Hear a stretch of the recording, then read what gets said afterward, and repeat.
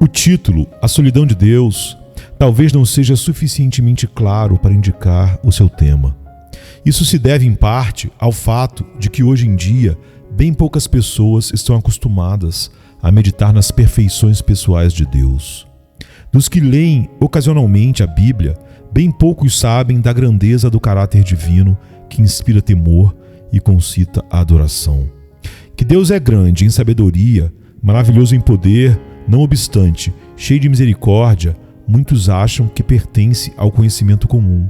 Contudo, chegar-se a um conhecimento adequado do seu ser, sua natureza, seus atributos, como estão revelados nas Escrituras Sagradas, é coisa que pouquíssimas pessoas têm alcançado nestes tempos degenerados.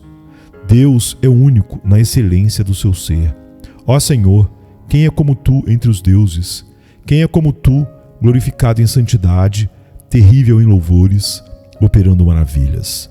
Êxodo 15, 11. No princípio, Deus. Gênesis 1, 1. Houve tempo, se é que se lhe pode chamar tempo, em que Deus, na unidade da sua natureza, habitava só, embora subsistindo igualmente em três pessoas divinas. No princípio, Deus. Não existiu o céu, onde agora se manifesta particularmente a sua glória. Não existia a terra que lhe ocupasse a atenção. Não existiam os anjos que lhe entoassem louvores, nem o universo para ser sustentado pela palavra do seu poder. Não havia nada nem ninguém, senão Deus. E isso não durante um dia, um ano ou uma época, mas desde sempre. Durante uma eternidade passada, Deus esteve só, completo, suficiente, satisfeito em si mesmo, de nada necessitando.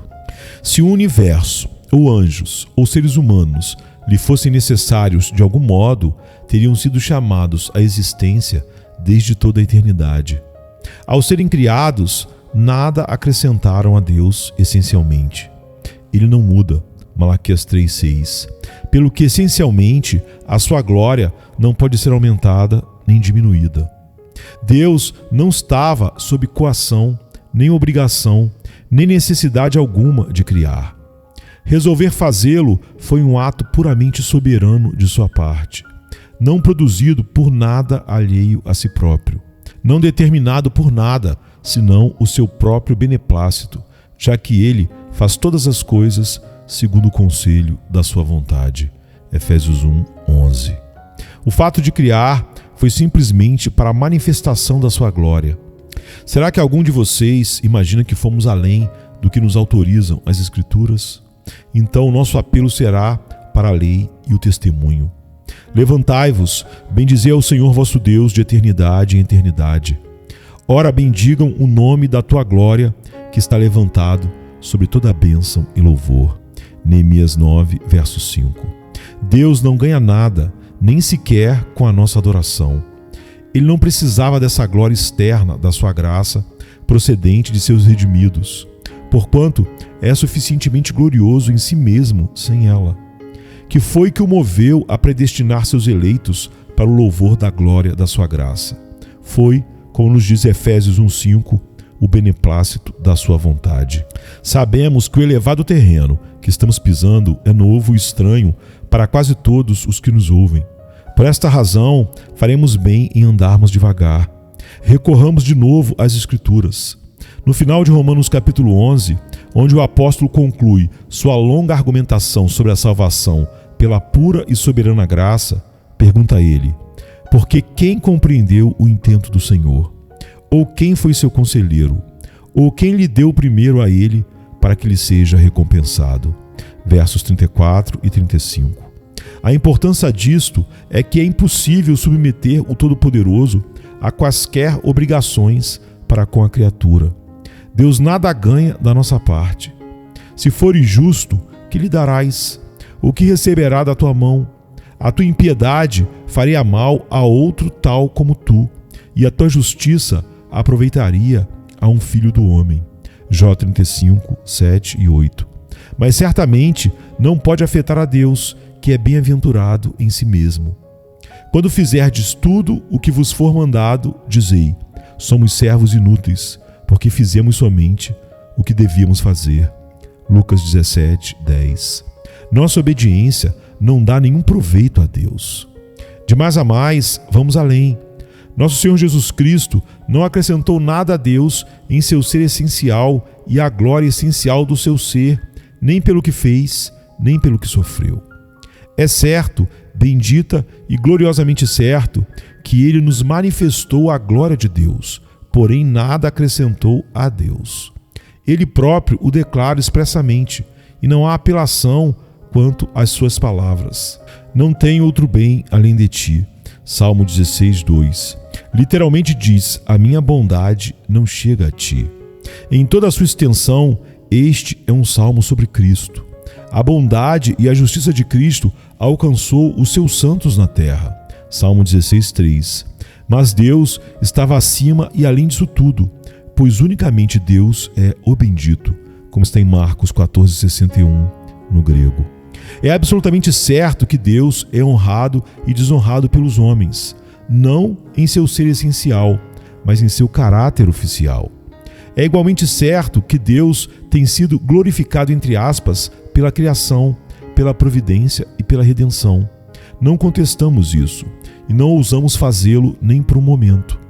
Mas isso tudo tem que ver com a sua glória declarativa e com o nosso reconhecimento dela. Todavia, se assim lhe aprovesse, Deus poderia ter continuado só por toda a eternidade, sem dar a conhecer a sua glória a qualquer criatura. Que o fizesse ou não, foi determinado unicamente por sua própria vontade. Ele era perfeitamente bem-aventurado em si mesmo antes de ser chamado à existência a primeira criatura. E que são para ele todas as suas criaturas, mesmo agora. Deixemos outra vez que as Escrituras deem a resposta.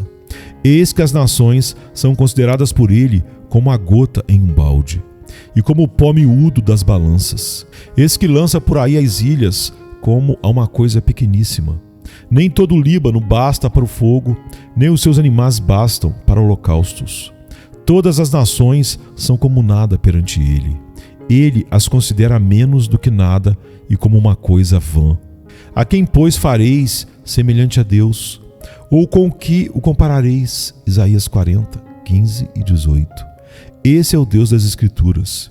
Infelizmente, ele continua sendo o Deus desconhecido, como está em Atos 17, 23, para as multidões desatentas.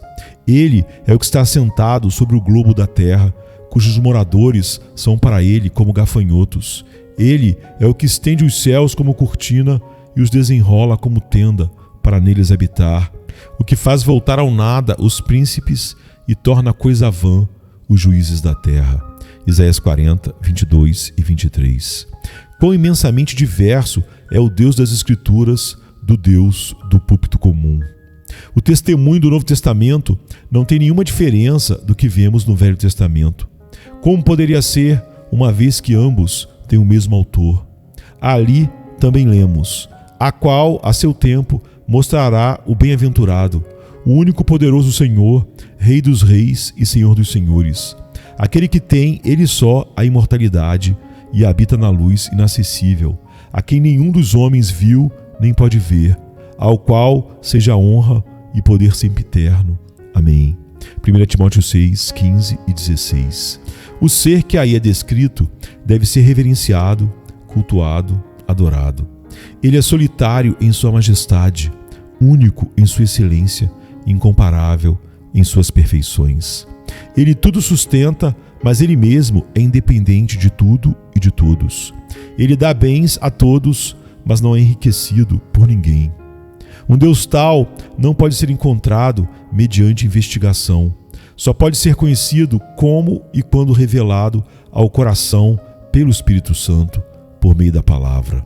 É verdade que a criação manifesta um Criador, e isso com tanta clareza que os homens ficam inexcusáveis, como está em Romanos 1:20.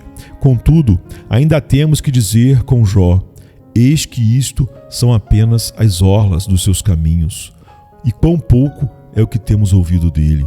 Quem, pois, entenderia o trovão do seu poder? Jó 26:14.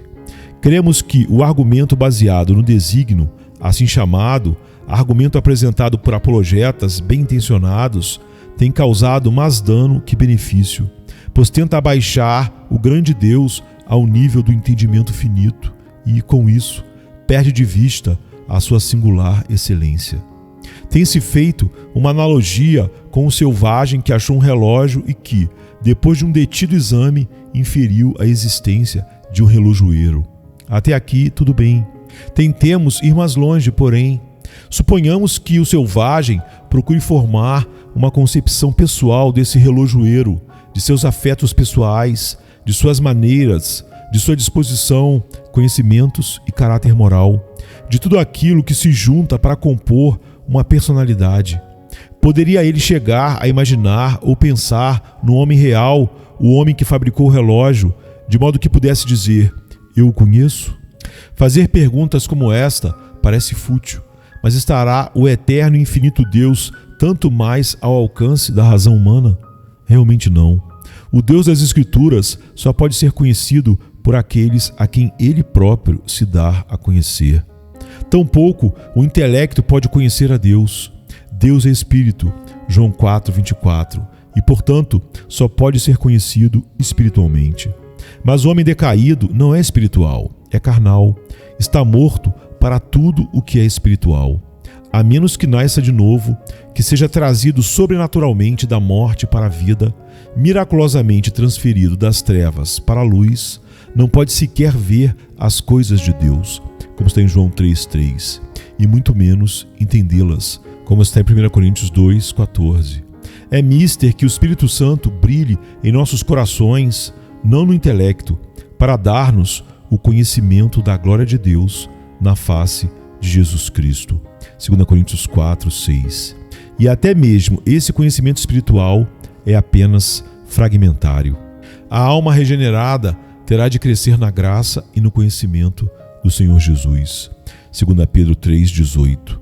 A nossa principal oração e finalidade como cristãos deve ser que possamos andar dignamente diante do Senhor, agradando-lhe em tudo, frutificando em toda boa obra e crescendo no conhecimento de Deus.